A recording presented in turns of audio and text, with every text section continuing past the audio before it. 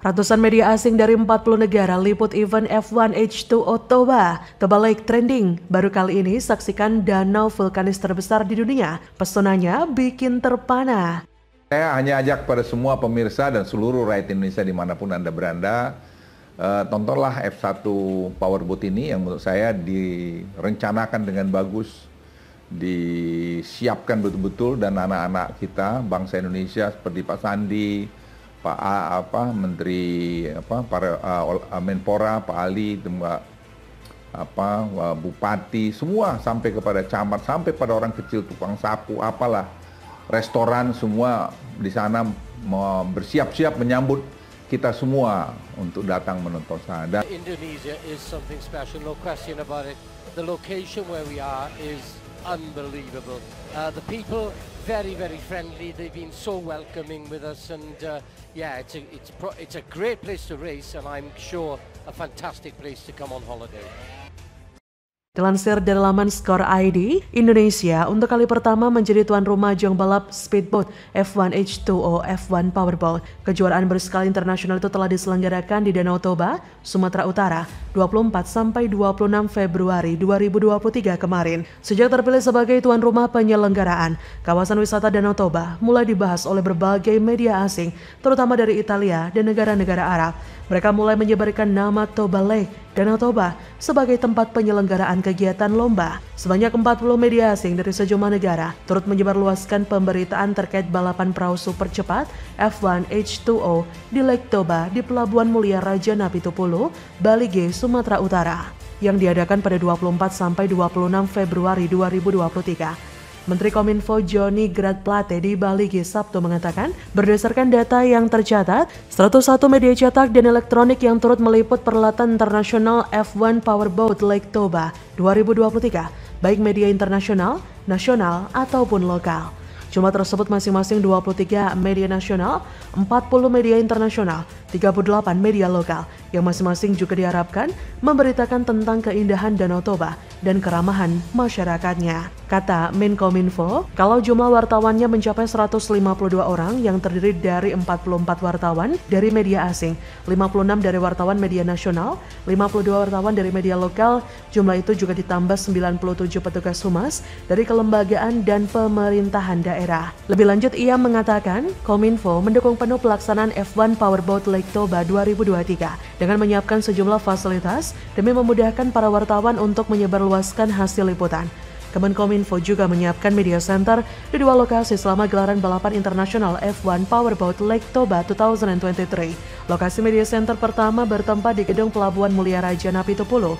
Ruangan kerja awak media tersebut seluas 11 x 7 meter dan bisa menampung sekitar 80 jurnalis, dan yang kedua berada di kantor Diskominfo Toba.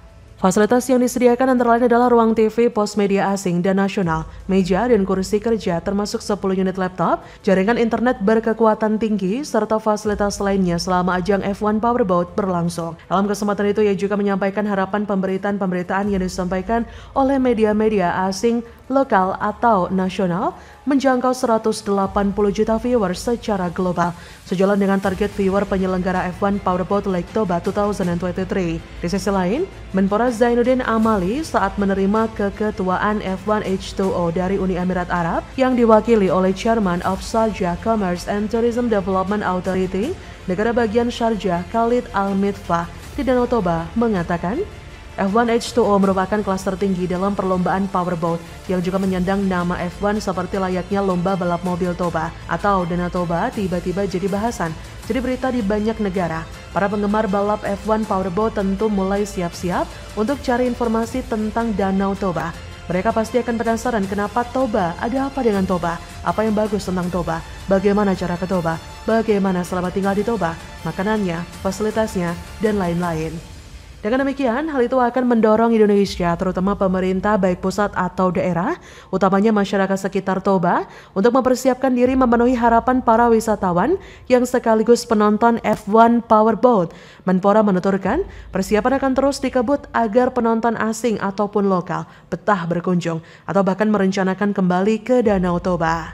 Adapun ajang balap F1 Powerboat di tanah air digelar dengan tajuk F1 H2O Lake Toba Indonesia 2023. F1 H2O Lake Toba Indonesia 2023 masuk dalam rencana pemerintah untuk meningkatkan sport tourism, sehingga ajang balap ini diharapkan bisa meningkatkan sektor pariwisata serta perekonomian masyarakat Danau Toba. F1 H2O Lake Toba Indonesia 2023 berpotensi besar menjadi katalisator penerimaan ekonomi dan pemasukan bagi usaha mikro kecil menengah UMKM setempat.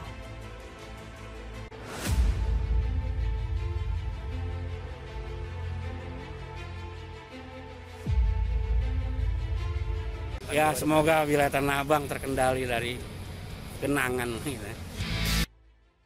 Tebal lumpur sampai 2 meter lebih. Era PJ Heru ribuan meter kubik sedimen lumpur Waduk Melati berhasil digempur tanpa ampun. 10 pompa air dipasang, bye-bye genangan.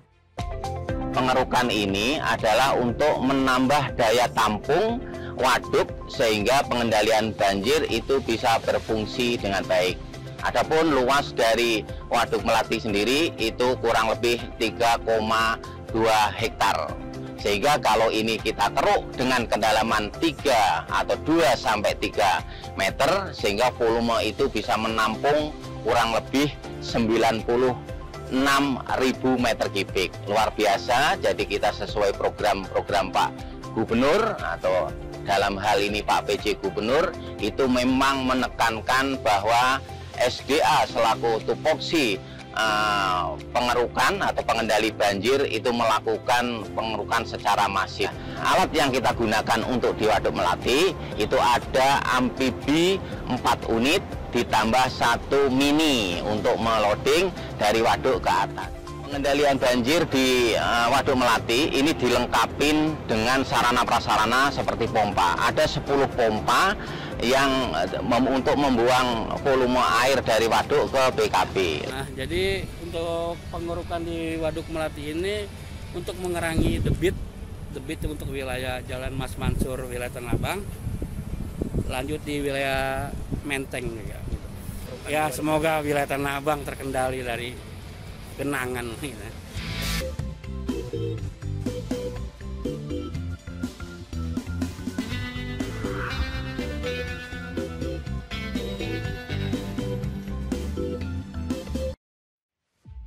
Petugas Sudin Sumber Daya Air Jakarta Pusat telah mengangkut 4.168 meter kubik lumpur dari Waduk Melati, Tanah Abang. Kepala Suku Dinas Sumber Daya Air Jakarta Pusat Mustajab mengatakan pihaknya melakukan pengerukan sebagai upaya mencegah pendangkalan waduk sekaligus mengantisipasi banjir. Progres pekerjaan saat ini sudah mencapai 80%. Ia berkata pada Sabtu 18 Februari, pengerukan ditargetkan rampung Maret 2023 mendatang. Menurut Mustajab, waduk seluas 4,9 hektar ini, sedimentasi lumpurnya sudah mencapai 2 meter lebih. 4.168 meter kubik lumpur yang telah diangkat sudah dibuang ke PLTU Ancol, Jakarta Utara. Ia berkata, kami sudah kerahkan 10 personel dan 4 unit eskavator untuk mengeruk lumpur.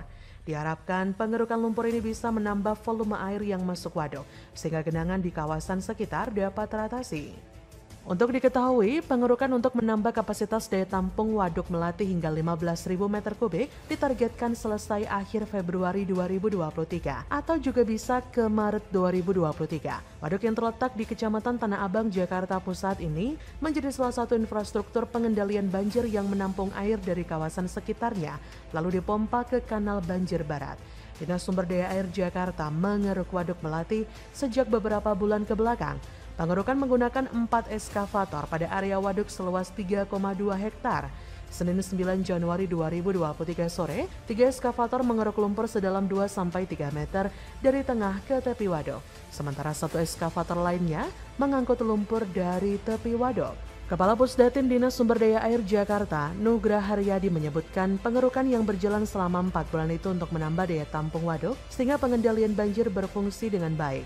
Kata Nugra Haryadi, ambil sedimen dari waduk supaya bersih, targetnya 15.000 meter kubik, selesai akhir Februari. Kami juga meminta warga saling menjaga, jangan buang sampah sembarangan dan bangun hunian di tepian karena akan menyempit.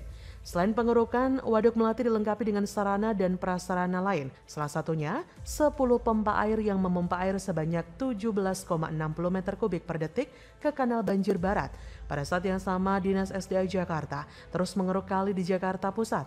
Selain Kali Ciliwung, pengerukan berlangsung di Kali Utan Kayu dan Kanal Banjir Barat. Merujuk laporan Sistem Pengendalian Banjir Jakarta per 24 Maret 2021 oleh Kementerian PUPR, total panjang pantai dan muara sungai yang kritis mencapai 46,2 km.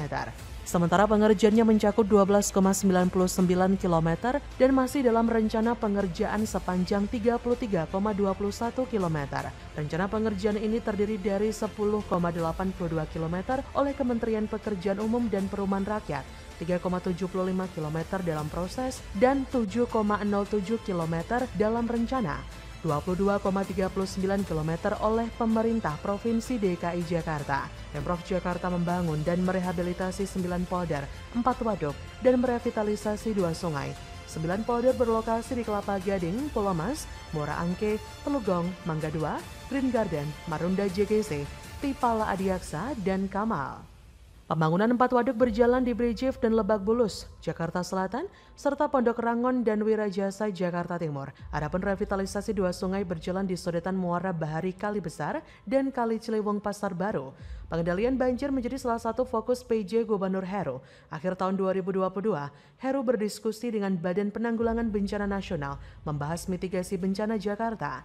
Kata Heru kala itu, kami berkoordinasi supaya bisa antisipasi dan pencegahan bencana nanti didukung pengerukan kali.